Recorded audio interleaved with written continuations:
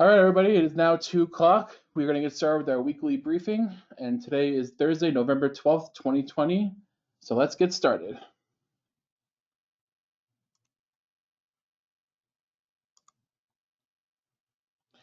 So, a summary of the week ahead, we can see that going into the day tomorrow, we have a disturbance moving out of the parts of West Texas, moving northeast into the Red River Valley area. And with that accompanying system, we do have a slight chance of some showers in the southeast Texas panhandle in the time frame of tomorrow afternoon through the evening hours. Can't rule out a clap of thunder as well, although best chance for that will be in the far southeast Texas Panhandle, getting closer to the Red River area, well to the southeast of our area.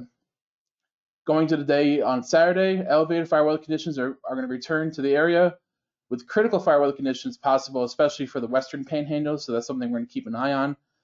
Then we have a brief cool down Sunday from a cold front, followed by a gradual warm up next week with dry conditions continuing.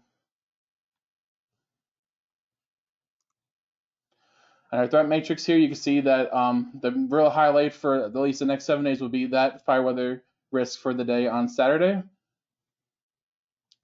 And in particular, breaking down across in the immediate area, we can see that we do have elevated conditions spreading even into the eastern panhandles with the shades in orange. You can see for parts of the central and especially the western panhandles for critical fire weather conditions possible during the day on Saturday. Timing for that at this time, it will be 11 a.m. to 7 p.m. So any outdoor activities definitely want to plan and make sure you stay safe out there.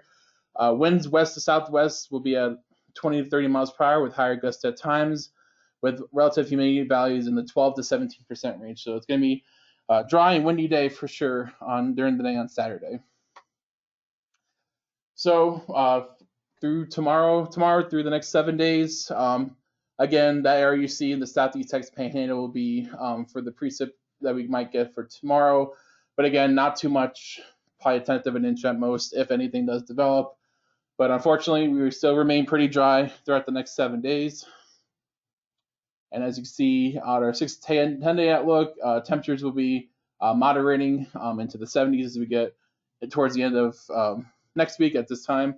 So temperatures will remain warm. Some model data further out might show by day 6 and through 8 potential for some more precip to come into area, but that's to be seen, and we'll update our forecast accordingly as we get closer to time.